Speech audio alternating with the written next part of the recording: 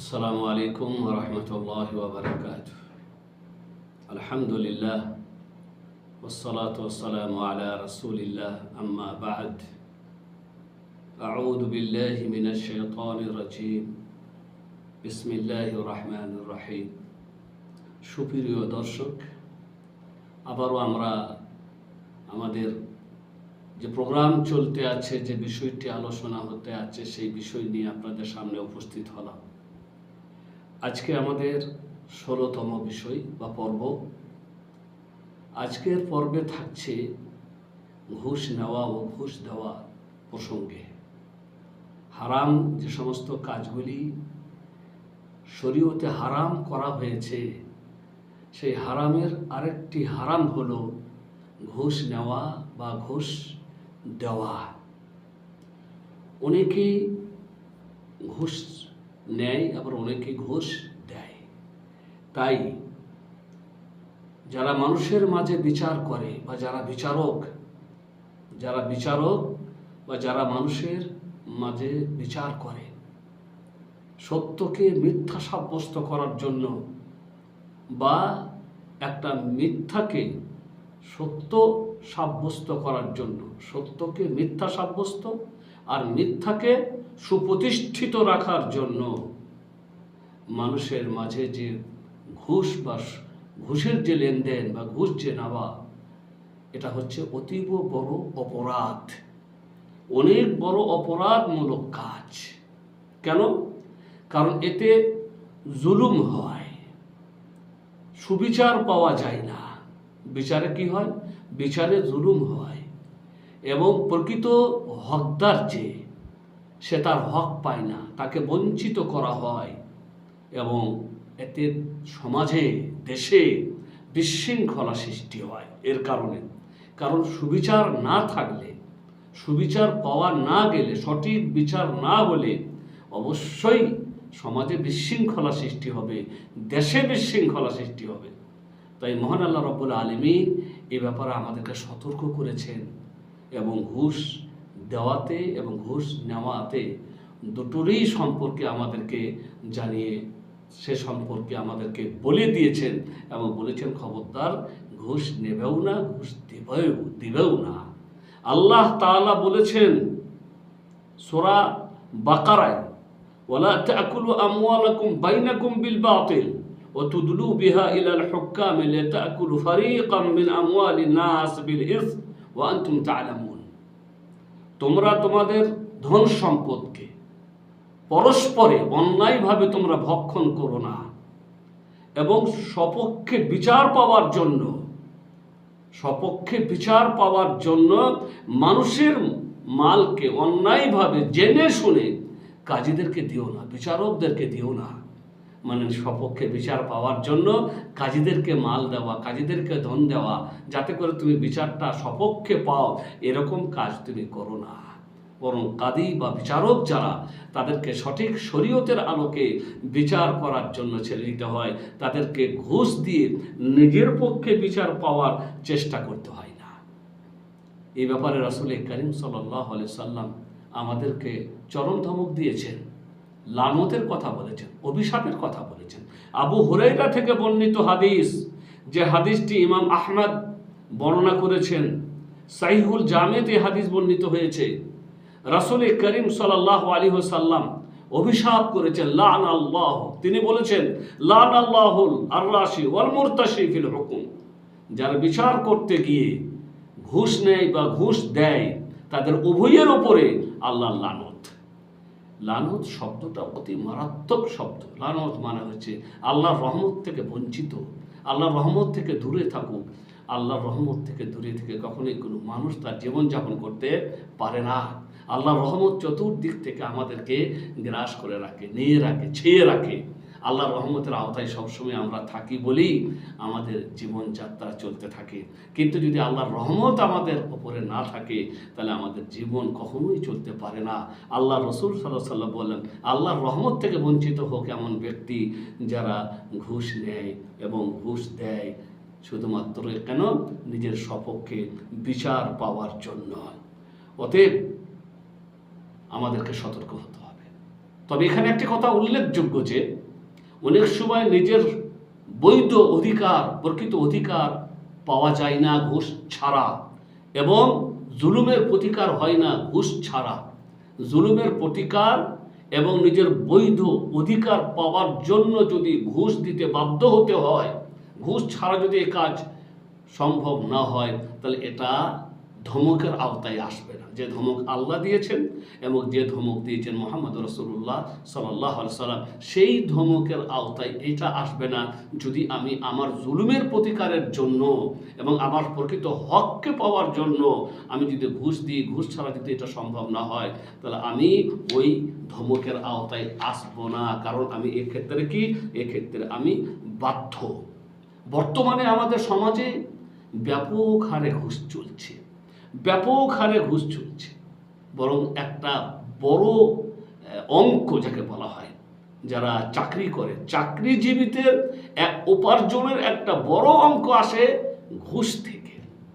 চাকরির টাকা তো থেকেই যায়, ঘুষের টাকা দিয়েই তাদের সংসার ম্যানেজ হয়ে যায়, ঘুষের টাকা দিয়ে তাদের ছেলে মেয়েদের পড়াশোনা হয়ে যায়, সব কিছু হয়ে যায়। ঘুষের একটা বড় অঙ্ক এই চাকরিজীবীদের আসে। ঘুষ ছাড়া বর্তমানে কোনো কাজ হয় না। বড় বড় কোম্পানিদের একটা খাতি থাকে ঘুষের, যদিও সেটা অন্য নামে থাকে। বর্তমানে কোনো কাজ ঘুষ ছাড়া শুরু হয় না, আর ঘুষ ছাড়া শেষও হয় না। আর এতে গরিব শ্রেণীর মানুষ যারা, তারা অনেক ক্ষতিগ্রস্ত হয়, কেননা তাদের হাতে পয়সা থাকে না, তারা ঘুষ দিতে পারে না। আর ঘুষ না দিতে পারার কারণে তাদের বৈধ কাজ ঝুলে থেকে যায়, কেউ করে দেয় না। তাদেরকে শুধু ডেটের উপরে ডেট, তারিখের উপরে তারিখ দেওয়া হয়, আগামীকাল হয়ে যাবে, পরশু হয়ে যাবে, তারপরে হয়ে যাবে, কিন্তু হয় না। অথচ অন্যান্য মানুষ যারা ঘুষ দেয় তাদের কাজ তাড়াতাড়ি হয়ে যায়, তারা যায়, ঘুষ দেয়, তাদের কাজ করিয়ে নিয়ে তারা বেরিয়ে যায়। আর যারা ঘুষ দিতে পারে না, তারা অপেক্ষা করে যায়। বর্তমানে ঘুষের কারণে বড় বড় কোম্পানিতে যারা কাজ করে, সেলসম্যান আছে, আর অন্যান্য দায়িত্ব পালনে যারা আছে, কোম্পানির বৈধ টাকা তাদের পকেটে চলে যায়। আবার কর্মীদের মাঝে অলসতা, উদাসীনতা, ঘুষ না পেলে কোনো কাজ করে না। তাই অনেক কোম্পানি ঠিক মতন চলে না, খালি এই কারণে যে সেখানে কর্মরত মানুষ যারা, তারা কাজ ঠিক মতন করছে না, ঘুষ না নিয়ে তারা কোনো কাজ করতে চায় না। মনে রাখবেন যে রাসূল করিম সাল্লাল্লাহু আলাইহি সাল্লাম এমন লোকদের উপরে আল্লাহর রহমত থেকে বঞ্চিত হওয়ার বদদুয়া করেছেন যারা ঘুষ নেয় এবং ঘুষ দেয়। আর এটা কোনো আশ্চর্যের ব্যাপার না। যারা এইভাবে অন্যায় করে, মানুষের কাজ ঘুষ ছাড়া করে না, বৈধ কাজ ঘুষ ছাড়া হয় না, তাদের ওপরে আল্লাহর লানত। কারণ এটা অতীব বড় জরিমা বলা হয়েছে, এটা অতীব বড় অপরাধ, জঘন্য অপরাধ। আর এই অপরাধে জড়িত যারা, তাদেরকে তো অবশ্যই রাসূল করিম সাল্লাল্লাহু আলাইহি সাল্লাম আল্লাহর রহমত থেকে বঞ্চিত হওয়ার বদদুয়া করেছেন। আর এটা স্বাভাবিক, এটা কোনো আশ্চর্যের ব্যাপার নয়। আব্দুল্লাহ বিন আমর রাদিয়াল্লাহু তাআলা আনহু থেকে বর্ণিত হাদিস, রাসূলুল্লাহ সাল্লাল্লাহু আলাইহি সাল্লাম বলেছেন, লানাল্লাহু রাশি ওয়াল মুরতাশি, রাওয়াহু ইবনু মাজাতে হাদিস বর্ণিত হয়েছে। রাসূলুল্লাহ সাল্লাল্লাহু আলাইহি সাল্লাম বলেছেন, আল্লাহর লানত তার উপরে যে ঘুষ নেয় এবং যে ঘুষ দেয়। তো ঘুষ নেওয়া এবং ঘুষ দেওয়া দুটোই সমান, তাদের সকলের উপরে আল্লাহর লানতের কথা বলেছেন, আল্লাহর রহমত থেকে বঞ্চিত হওয়ার বদদুয়া করেছেন মুহাম্মদ রাসূলুল্লাহ সাল্লাল্লাহু আলাইহি ওয়াসাল্লাম। অতএব আমাদের সতর্ক হওয়া দরকার। এরপরের বিষয় হচ্ছে জমি জায়গা আত্মসাৎ করা। অনেক মানুষের শক্তি আছে, আবার বিচক্ষণ বুদ্ধি আছে। তাদের শক্তি আর তাদের বুদ্ধি তাদেরই জন্য জানের কাল হয়ে ওঠে। তাদের শক্তি এবং তাদের এই বুদ্ধি তাদের জন্য জানের কাল হয়ে ওঠে, কারণ তারা তাদের এই শক্তিকে জুলুমের কাজে ব্যবহার করে, অপরের প্রতি হাত তুলে এবং অপরের মাল কেড়ে নেয়, আত্মসাৎ করে। এই পর্যায়ে হচ্ছে জমি জায়গা আত্মসাৎ করা। অনেকেই জোর করে কারো জমি কেড়ে নেয়, জোর করে নিজের জমিকে আরও ঠেলে অন্য জমিতে ঢুকিয়ে দেয়, এর শাস্তি অনেক কঠিন। এরকম কাজ যারা করে তাদের শাস্তি অনেক কঠিন। হাদিসে উল্লেখ হয়েছে, শরীয়তে এরকম লোকদের শাস্তির কথা উল্লেখ হয়েছে। আব্দুল্লাহ বিন উমর রাদিয়াল্লাহু তাআলা আনহু থেকে মারফু সূত্রে বর্ণিত হাদিস, রাসূল করিম সাল্লাল্লাহু আলাইহি ওয়াসাল্লাম বলেছেন, মান আখাযা মিনাল আরদ শাইআ বিগাইরি হক খুসিফা বিহি ইয়াউমাল কিয়ামাতি ইলা সাব'i আরাদিন, রাওয়াহুল বুখারী। যে কোনো মানুষের জমিন থেকে কিছু পরিমাণও আত্মসাৎ করে নেয়, জোর করে কেড়ে নেয়, কোনো মানুষের জমিন জায়গা কিছু পরিমাণ হলেও যারা সামান্য পরিমাণও আত্মসাৎ করে নেয়, অন্যায়ভাবে কেড়ে নেয়, কিয়ামতের দিনে তাকে 7 তবক জমিন পর্যন্ত গেড়ে দেওয়া হবে। 7 তবক জমিনের নিচে তাকে গেড়ে দেওয়া হবে। বুখারী শরীফের হাদিস, যে কোনো মানুষের সামান্যতম জমিন আত্মসাৎ করে নেয় বা কেড়ে নেয়। ইয়ালা বিন মুররা রাদিয়াল্লাহু তাআলা আনহু থেকে বর্ণিত হাদিস। এই হাদিসও মারফু সূত্রে বর্ণিত হয়েছে। রাসূল করিম সাল্লাল্লাহু আলাইহি ওয়াসাল্লাম বলেছেন, আইয়ামা রাজুলিন যালামা শিবরাম মিনাল আরদ কাল্লাফাহুল্লাহু আন ইয়াহফিরাহু হাত্তা আখিরা 7 আরাদিন সুম্মা ইউতাবিকুহু ইয়াউমাল কিয়ামা হাত্তা ইয়াকদিয়া বাইনান নাস, রাওয়াহু তাবরানী ফিল কাবীর। রাসূলুল্লাহ সাল্লাল্লাহু আলাইহি ওয়াসাল্লাম বলেছেন, কোনো ব্যক্তি যদি এক বিঘা জমি, এক বিঘত, কোনো ব্যক্তি যদি 1 বিঘত জমিন কারো আত্মসাৎ করে, জোর করে কেড়ে নেয়, আল্লাহ রাব্বুল আলামিন কিয়ামতের দিনে তাকে বাধ্য করবেন 7 তবক জমিন পর্যন্ত খনন করতে। তাকে বাধ্য করা হবে সে যেন 7 তবক জমিন পর্যন্ত খনন করে, গর্ত করে, তারপরে সেই জমিনকে তার গলায় হাড়ের মতন করে পরিয়ে দিবেন। সে গলায় হাড়ের মতন করে নিয়ে ঝুলে থাকবে ততক্ষণ পর্যন্ত, যতক্ষণ না কিয়ামতের মাঠে বিচার ফয়সালা শেষ হয়েছে। তাহলে বুঝতে পারলেন, জমিন আত্মসাৎ করাও চরম বড় অপরাধ এবং এর শাস্তি অনেক কঠিন। এরই আওতায় পড়ে আর একটা জিনিস, সেটা হচ্ছে জমিনের চিহ্নকে পরিবর্তন করে দেওয়া। আমরা সবাই জানি যে মানুষের জমি জায়গা যেখানে আছে তাদের সকলের একটা করে সীমানা ভাগ করে আছে, সবারই চিহ্ন দেওয়া আছে, সীমানা করা আছে, আল করা আছে। অনেকে কি করে, ওই আল ঠেলে, আল কেটে কেটে আরো ওই দিকে নিয়ে যায়, কিংবা জমিনের যে চিহ্নটা ছিল সেটাকে সরিয়ে এইদিকে করে দেয়, তার নিজের দিকে করে দেয়, যাতে করে আরো কিছু তার জমিন আমার জমিনে ঢুকে যায়। এই চিহ্ন যারা পরিবর্তন করে দেয় তারাও ওই আত্মসাতের আওতায় পড়ে, আর যারা আত্মসাতের আওতায় পড়বে তাদেরও শাস্তি ওই রকমই হবে যে শাস্তির কথা বললেন মুহাম্মদ রাসূলুল্লাহ সাল্লাল্লাহু আলাইহি ওয়াসাল্লাম। তিনি বলেছেন, লাআনাল্লাহু মান গায়্যারা মানালাল আরদ। এখানে কয়েকটি মানুষের ওপরে লানতের কথা আল্লাহ রাসূল বলেছেন। প্রথমে বলেছিলেন যে তার প্রতি আল্লাহর লানত, যে তার পিতামাতার প্রতি অভিশাপ করে বা লানত করে, এবং তার প্রতি আল্লাহর লানত যে কোনো বিদাতিকে আশ্রয় দেয়, এবং তার প্রতি আল্লাহর লানত যে জমিনের চিহ্নকে পরিবর্তন করে দেয়। তো জমিনে এহাদি বর্ণিত হয়েছে মুসলিম শরীফে, জমিনের চিহ্নকে যদি পরিবর্তন করা হয় নিজের জমিনকে বাড়িয়ে নেওয়ার জন্য বা নিজের মধ্যে ঢুকিয়ে নেওয়ার জন্য, তাহলে এটাও হবে আত্মসাতের পর্যায়, এবং এর ওপরও লানতের কথা বলেছেন মুহাম্মদ রাসূলুল্লাহ সাল্লাল্লাহু আলাইহি ওয়াসাল্লাম। এর পরের বিষয় হচ্ছে কোনো সুপারিশ করার জন্য হাদিয়া কবুল করা। কারোর জন্য সুপারিশ করে দিলে হাদিয়া কবুল করতে হয় না বা কিছু নিতে হয় না, বিনা কিছু না নিয়েই তার জন্য সুপারিশ করতে হয়। তো মোট কথা হচ্ছে, একটি কথা মনে রাখতে হবে, সম্মান, মান, মর্যাদা, পদ, এটা আল্লাহর দেওয়া নিয়ামত। আল্লাহ তাআলা এটা বান্দাকে দেন। যে বান্দা এই নিয়ামত পায় তাকে মনে করতে হয় যেটা আল্লাহর দেওয়া, যে আমি এত বড় একটা পদের মালিক হয়েছি কিংবা এত সম্মান আমি পেয়েছি, এবং এর জন্য তার উচিত আল্লাহর কৃতজ্ঞতা জ্ঞাপন করা। এর জন্য তার উচিত আল্লাহর কৃতজ্ঞতা জ্ঞাপন করা, এবং এই মান আর সম্মান এবং এই পদকে মুসলিমদের লাভে বা উপকারের কাজে ব্যবহার করা, মুসলমানদের উপকারের কাজে ব্যবহার করা। কারণ রাসূলুল্লাহ সাল্লাল্লাহু আলাইহি ওয়াসাল্লাম বলেছেন, মান ইসতাতাআ মিনকুম আন ইয়ানফা আখাহু ফালইয়াফআল, রাওয়াহু মুসলিম। তোমাদের মধ্যে যার পক্ষে সম্ভব তোমাদের মধ্যে যার পক্ষে সম্ভব যে সে তার মুসলিম ভাইয়ের কোনো উপকার করতে পারে বা পারবে, সেই জন্য সে কাজটা করে। উপকার তো সবাই করতে পারবেন। আপনি কোনো পদের মালিক, অথবা আপনার দ্বারা কোনো একটা কাজ কোনো একটা মুসলিম ভাইয়ের হয়ে যেতে পারে, সুপারিশ করলে সেই কাজটা তার হয়ে যেতে পারে, বৈধ কাজ, কোনো অন্যায় কাজ না।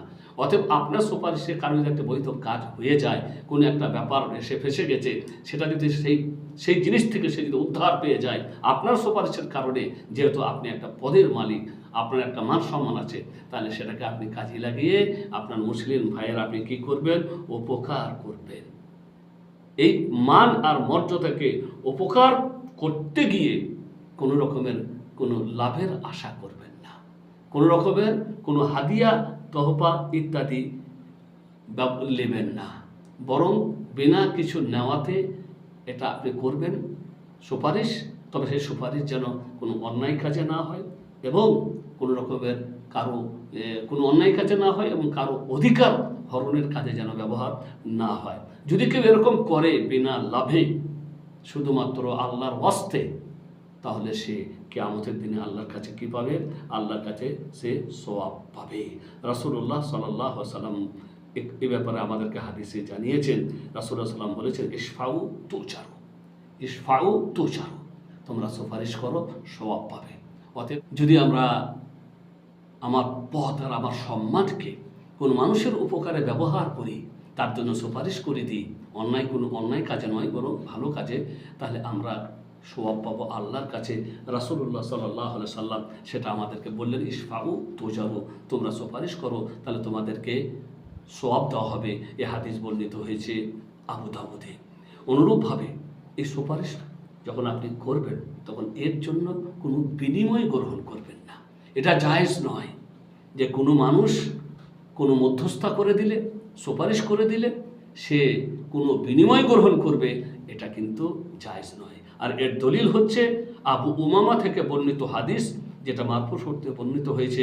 রাসূল করিম সাল্লাল্লাহু আলাইহি ওয়াসাল্লাম বলেছেন, মান শাফাআ লি আহাদিন শাফাআ ফাউহদিয়া লাহু হাদিয়া আলাইহা ফাকাবালাহা মিনহু ফাকাদ আতা বাবান আদিমান মিন আবওয়াবির রিবা, রাওয়াহু আল ইমাম আহমদ। আল্লাহ রাসূল বলেছেন, কেউ যদি কোনো মানুষের জন্য সুপারিশ করে দেয় আর সেই মানুষটি যদি তাকে হাদিয়া দেয়, যেহেতু সুপারিশ করে দিয়েছে তার জন্য যদি তাকে হাদিয়া দেয় আর সে যদি সেই হাদিয়া কবুল করে, তাহলে এটা হবে সুদের একটা মহান দরজা, মানে এটা হবে সুদের আওতায়, সুদ খাবার মতন হয়ে যাবে। অতএব আমাদের উচিত সুপারিশ করার বিনিময়ে সুপারিশ করার কারণে আমরা কোনো বিনিময় গ্রহণ করব না। যারা মধ্যস্থতা করে, যারা সুপারিশ করে দেয়, আপনার কোনো বিনিময়ের মাধ্যমে বিনিময় নেয়, তাদের কিন্তু এই সুপারিশ করা আল্লাহর কাছে গুনার কাজ হবে এবং তারা কিয়ামতের দিনে ধরা খাবে। তবে কোনো মানুষের কাজকে করিয়ে দেওয়ার জন্য পারিশ্রমিক যাকে বলে, কোন মানুষের কাজ করিয়ে দিলাম, আপনি যেমন উকিল্লা আছে, তারা বড় বড় কোম্পানির বা বড় বড় কাজ করে দেয়, তাদের সাথে একটা চুক্তি হয় যে আমি আপনার এসব কাজটা, আপনার যত রকমের ব্যাপার আছে সেই কাগজপত্র যা কিছু করার সব কিছু আমি করে দেবো এত টাকার বিনিময়। এটাকে পারিশ্রমিক বলা যায়। এটা হাদিয়া বা নিষিদ্ধ যে জিনিসটা তার আওতায় এটা পড়ে না।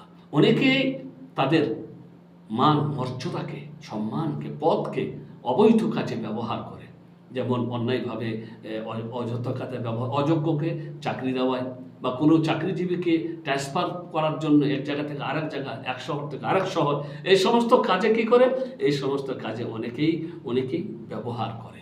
মনে রাখবেন, আপনি সুপারিশ করবেন, আপনার যে মান মর্যাদা আল্লাহ দিয়েছেন, যে পদ দিয়েছেন, সেই পদটাকে মুসলিমদের প্রয়োজনে ব্যবহার করবেন, মুসলিমদের কাজে ব্যবহার করবেন, মুসলিমদের যাতে করে কোনো উপকার হয় এরকম কাজে ব্যবহার করলে আপনি সওয়াব পাবেন। যে কথা আপনি শুনেছেন, আল্লাহ রাসূল বলেছেন যে তোমরা সুপারিশ করো, তোমাদের সুপারিশের কারণে তোমাদেরকে সওয়াব দেওয়া হবে, এটা তোমাদের সওয়াবের কাজ।